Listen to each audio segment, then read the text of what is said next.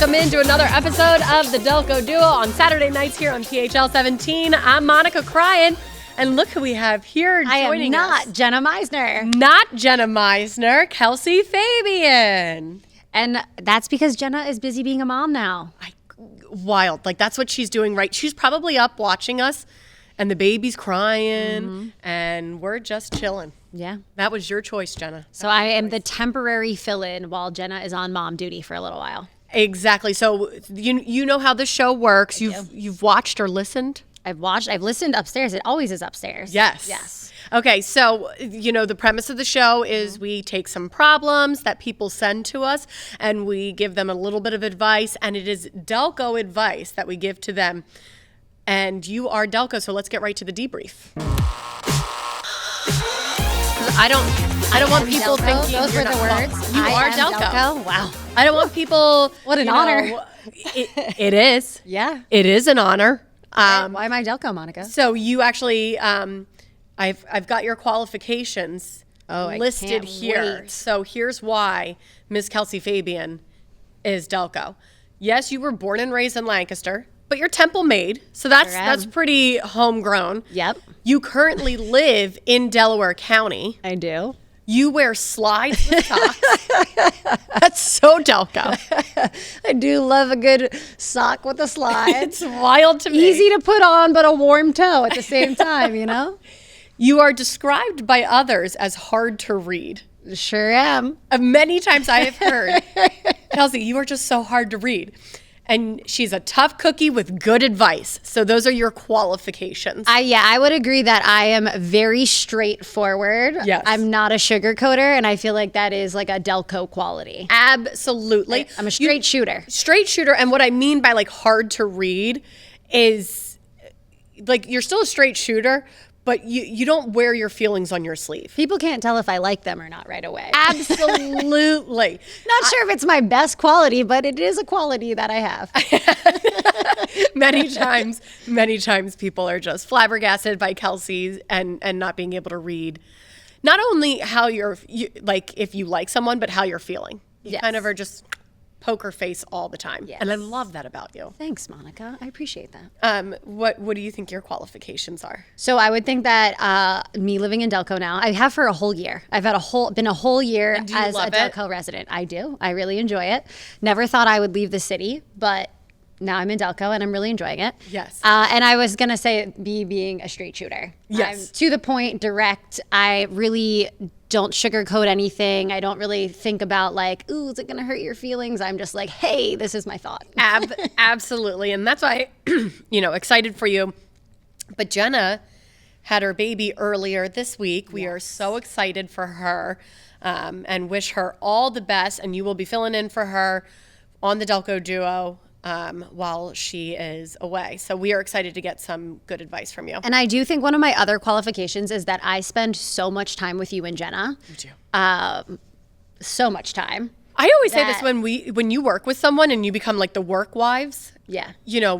I spend so much more time with you guys than I do my husband, my family, your children. My children. We're more fun than your children. so much more fun. So I appreciate it. You don't have to change my diaper. I don't have to, and it's I don't have to convince you to eat food. Yeah, that's nice. Right now, that's what we're dealing with. Yeah. My kids won't eat anything. All right, let's get to our first issue of the night. This is Alyssa from Alden. Handling rogue bridesmaids as maid of honor. So this is just one instance. The bridesmaid wore blue and gray instead of the black, which the bride requested. Yikes. I know. That's so rude. That is so rude. It's so rude. And obviously everyone stays anonymous on here, giving them town names and just different names than what they wrote in with. But I think maid of honor is really, really tough. But I actually don't count handling rogue bridesmaids as a duty of a maid of honor. Oh, no. So the maid of honor is handling the situation. Saying, how do you handle a rogue bridesmaid? No, that's the bride. That's the bride. Yeah, I agree. Yeah. That's the bride's job. Right. So I understand you are a really great maid of honor if you are trying to alleviate the bride of that duty because, they're already stressed. They've got a lot going on. Right. That's really nice of you. But that's probably might not even be your direct friend. Exactly. So that should be the bride's job. Because I one of the things I think a bride tries to do when she's picking her bridesmaids is kind of pick people from different groups. Like, I had so many, not so many friend groups, but I had like different Monica's friend groups. So popular. But I had like my girlfriends from college. I had my girlfriends from high school. I had my girlfriends from work. Sometimes when you go to like a bachelorette party, not all of them have met in real life until that moment. And that's why the bachelorette is always really tough. But when it comes to wearing for the day of the wedding, I think you've gotten past the point of no return. That's more of a bride thing. The fact that the bride didn't even know that her bridesmaid was wearing blue and gray instead of black. That's why the bride needs to request to see everybody's dress. Oh, for sure. Ahead of time. Especially if it's not a situation where you've picked out, like a lot of times a bride's like, this is what everyone's wearing. That's what I did. Everyone wore the same dress. But if that's not the situation, then like you need approval. Right. And I feel bad because, for the most part, I am sympathizing with the maid of honor, with the bride. That stinks. That's so rude of this rogue bridesmaid. But one time I was not a rogue bridesmaid, but by accident, I ordered the dress online and the bride had said, gray, wear any long gray dress. They don't call it 50 Shades of Gray for no reason. I ordered a dress that I thought was gray, I barely even take it out of the plastic. I'm like, okay, great. That's fine. I'll wear it the day of. It's great. And the bride had said, just send me your dresses. And it looked grayer online. But then when I actually took it out of the bag with my one friend there, she goes, Mom, that's not gray. That's eggshell blue. Oh, it had a blue hue to it. It was actually just blue. Wow. There was no even gray hue. It was just an eggshell blue. And was it at the point of no return? You couldn't get a different dress at that point? Yeah. It was the night before the wedding. I took it out of the bag. So maybe you are a rogue bridesmaid because you didn't try to know if the dress looked good prior. What I'm wondering is, like, the rogue doesn't necessarily... I was just rogue because I was just so out of it and didn't care. Rogue to me in this meant rude bridesmaid. Yes. But I was just rogue in that I just wasn't checking. I didn't really care. And then all of a sudden I take it out and yes, it looked odd, but everybody looked odd because there were so many shades of gray. My question is, how did the bride handle it? Did she seem mad at you, upset? No, she's the chillest bride in the entire world. She didn't care because, again, everybody had such a different kind of gray on that my eggshell blue wasn't the worst. Also have to be a calm and chill bride if you're okay with everyone picking their own dress and not approving it. You're a different kind of bride than I was. Well, one girl wore like bejeweled gray and it just looked odd. Like I looked odd because I was an eggshell blue. This other girl had bejeweled a dress on. Yeah. That wasn't necessarily bridesmaidy. Anyway, it can go wrong in so many ways. All right, that was our first one. Kelsey, you did an amazing job. Thank you. So you can come back for issue number 2. Oh, I appreciate that. Mm-hmm. Love you. And that's about family drama in the pool. Make sure you stay with us.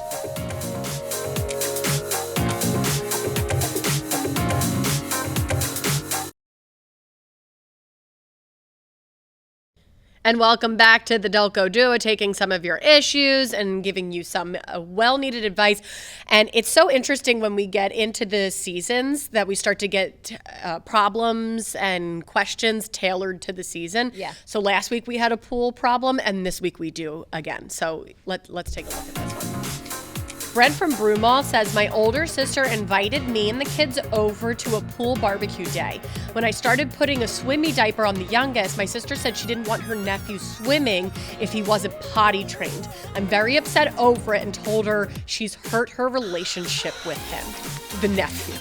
Can I first ask a question, being that I don't have a child? So, and you can, because this was paragraphs and paragraphs and paragraphs worth of info that I consolidated. Well, I just want to know first, a swimmy diaper is still a diaper, right? Like they're not going to be going to the bathroom in the pool. It's going to be in the diaper. If the kid does go to the bathroom in the diaper, it holds it really well. Right. Just like a diaper should. What the difference between a swimmy diaper and a regular diaper is, like a regular diaper will really bog down. Yes. This has a little less like padding, I would say. It's thinner and it's really just to hold. So my kids have actually never pooed in a pool. We take them to the beach and they have pooed on the beach in their swimmy diaper. I'm sure when they're 20 years old and they go back and watch this, like, Mom, why did you talk about my poo? Every parent can relate to this. Yeah. The poos on the beach are disgusting because it gets like super sandy. You're trying to wipe and you're just better off going home and just starting all over again. Number one tip, cornstarch on the beach. Really, I heard that in like baby powder. Really, really helps. But a swimmy diaper does a really good job of holding everything in. So I think this person's concerned that the poo particles are going to get, or even, urine. Well, right. So on our cue card here, you just had a quick debrief of that, like an even smaller one. Mm-hmm. So I thought it was a child without any clothes or bottoms on getting in a pool unpotty. Right. That's different. But if you're in the diaper, the swimmy. It sounds like this person the person with the pool does not have kids. Right. One, don't invite me over. Don't invite me and my kids over for a barbecue in the pool, knowing that my kid's not potty trained. Right. Because now, the kid started crying when he couldn't go into the pool. Like, that's terrible. That's why the person was saying, I told her she hurt the relationship with the nephew, which I'm sure this kid will never remember. Right. This. That part to me is like, I understand as the parent of the kid, you're upset, you're bothered, it hurt your feelings because that was your sister. But I think the kid's going to be fine. The kid will overcome it. The kid will totally not remember. You have not hurt your relationship with your nephew. You hurt your relationship with your sister. Right. I do think you're the person who's like, you've hurt your relationship with the nephew, the parent, is going a bit overboard now that it already happened. Right. But at the time, I can understand why they were like, wait, I can't put my kid in the pool. Like, you invited us over to your pool. Well, and you also feel some type of way because it's that person's nephew. You're like, wait, this is your nephew, and you're going to say, no, you can't get in the pool? Like, as a parent, your feelings are hurt. That's your brother or sister telling their nephew that they can't get in the pool. It's very true. Parents get very affected by how their siblings and the aunts and uncles treat the kid. Of course. They start to not be able to disassociate, which you shouldn't be. You should, if you don't treat my kids right, you're not treating me right. Right.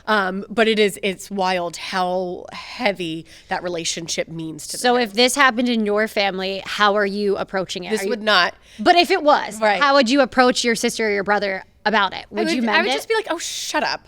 Like, that's what I would say. Like, if they're like, I don't want your kid in the pool because, whatever. I'd be like, oh, shut up. They're going in the water. And you would just... And then if they were sticklers about it, well, we're never coming to this pool again. Yeah, pack up and go home. And then, work it out. But again, don't make this about the nephew never forgiving the aunt. Right. Let them have their own relationship. You can have yours, and I'm always keeping it in the back of my mind. But for the most part, in other situations, because the pool is much different from going out to dinner, the pool is much different from Christmas and gatherings during the holiday. Handle those totally different. But anytime it's a pool-related event, rag on them every time. Oh, well, I don't know if I can go in the pool because... Might poop in it. And that's how you break it down bit by bit. But, last week, that was what was so interesting is last week we had someone who didn't want a person. They were invited over, again, for a pool and BBQ, and they brought their dog and let the dog swim in the pool. And you definitely have to. Did they not ask? No, they just I am the ultimate dog lover. But first off, you have to ask if you can bring your dog. And then you have to ask if you can have the dog get in the pool. You can't not everyone's okay with that. But why not?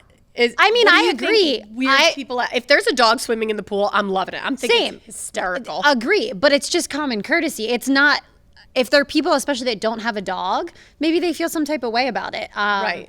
So I think that as someone who owns a dog and loves dogs so much, I still would never just say, oh, my dog's going to get in your pool without asking. Yeah. I also would never take my dog somewhere if I didn't ask the people if they were okay with me bringing my dog to their house. Yeah.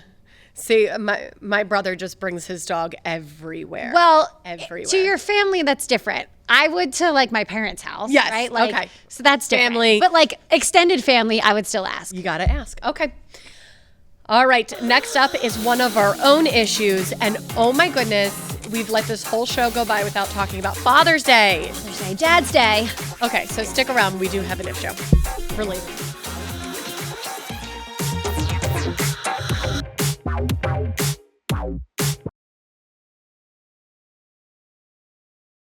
And welcome back to the Delco Duo. Usually on this show, Kels, we will sometimes have like themes of the show. Mm-hmm. So, Mother's Day, we had a big old Mother's Day special and all the questions. When Jenna's mom was on, Lynn was on, right? Yes, she was. Oh my God, I forgot about that. Yeah. Hi, Lynn. She's watching us right now. Hi, Lynn. Hi, Lynn. We love you. Congrats to Lynn, another grandbaby. For the 70th time. I think she's got 70. Something. You wouldn't know it by looking at her, but. You really... Hot box of rocks, that's what I like to say. But this week is Father's Day, but we really didn't keep it tailored to Father's Day because, Jenna and I wanted to introduce you. Happy Father's Day to Tate. Happy first Father's Day to Tate. Oh, that's so exciting. That is, it's so funny because that's how Eugene was too. Oh, right before Father's Day? Right before Father's Day, Josephine was born, and he said it was like the best Father's Day ever. Sure. He watched golf with her, and she was a newborn, so she was sleeping like 4 or 5 hours. The last time you ever watched golf peacefully? Yes, exactly. Tate, enjoy this last one because this is the one where, the baby's like, for the most part, like they're just feeding or sleeping, feeding or sleeping. So you can maybe get a little bit of golf in. I'm sure they have golf on tomorrow. I would think it's Father's Day, right? What dad doesn't want to watch Is it like golf? the PGA something? I don't know. If there is golf on tomorrow, it'll be on my TV. And then, so Father's Day, we're going to keep it Father's Day centric for my issue. Okay. So let's take a look. What's Monica crying about? I don't even really have an issue because that's how awesome my dad is. Like, really no complaints, which is funny because I think your dad and my dad are very similar. Yeah, very hands-on dads. Very hands-on, just very involved. Yes. We didn't have the deadbeat dads. No. They were, and Monica and I have talked about this before. Like, my dad, I think, you think stereotypical, the mom is like the one who's taking you to all your activities, not the dad. It was reversed in both of our families. Yes. My dad, did your dad have the minivan? No, my dad didn't have a minivan. Okay, my dad had the minivan. But my dad was the one who took me to all my practices, like after school. Like, I spent so much time with my dad as a kid. Yes. The car rides were always with my dad. Like, my mom came to stuff, but the big things, my dad was there for all the practices. Honestly, it was just kind of how their schedules worked out, but he was always involved. But it's always so funny because sometimes when I talk about it, I'm like, my dad was there for everything. My mom's like, so was I. But it's like, for some reason, I just remember because at the end of every game, it was my dad debriefing me on, how the game went, what I could have done better, how, what I did great at. My dad is softer than my mom. So I get my personality from my mom. I'm super straightforward, not comfy cozy when it comes to what I'm saying, my dad was sometimes easier after a sporting event or something because he was proud of me no matter what, where my mom, although proud, if I messed up, she's probably going to tell me. That's exactly we have a very similar dad-daughter relationship. I always say my dad's a big teddy bear. Right. And what was the biggest issue or disagreement that you had with your dad?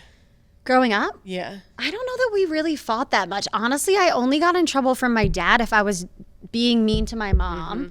And then she would tell my dad, and then I would get reprimanded from my dad. Right. My joke about my dad, though, is he does have a booming voice. And I think that I had such a good relationship with him. I really didn't like to make him mad. So he used to always count to 3. He would go 1, 2, 3, and I have no idea what happened at 3, but I was too scared my entire childhood to find out. That's not even that much time. I give Josephine, I give her 5 because I get to 3 and I'm like, please don't make me follow through. Yes. What is your punishment? What are you following through with? So that's the thing is I'm like, I'm going to count to 5. If you're not upstairs by 5, you don't get to watch a TV show tonight. And I'm like, I really don't want to enact this because that half hour of television for me is such a relaxing. I'm like, the kids are sitting watching TV. I'm like, oh, I can breathe. So I'm like, if I haven't gotten to 5 yet, but she pushes it.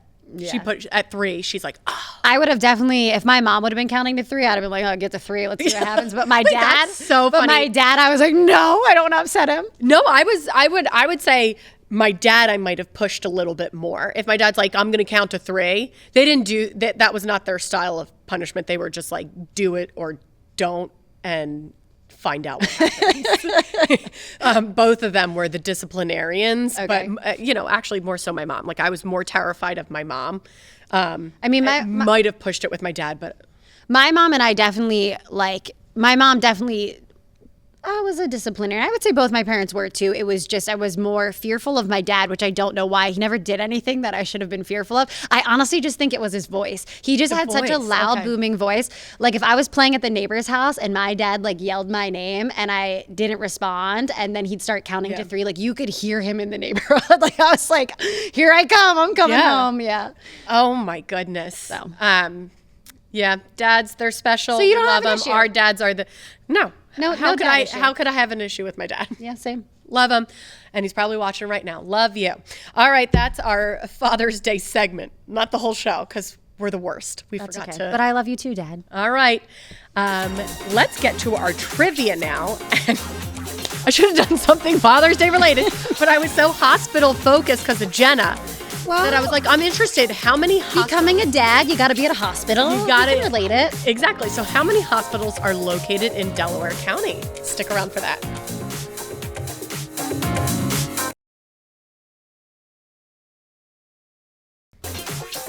So there's, some parents who are like, okay, how many have I been to? There are 7 hospitals located in Delaware County.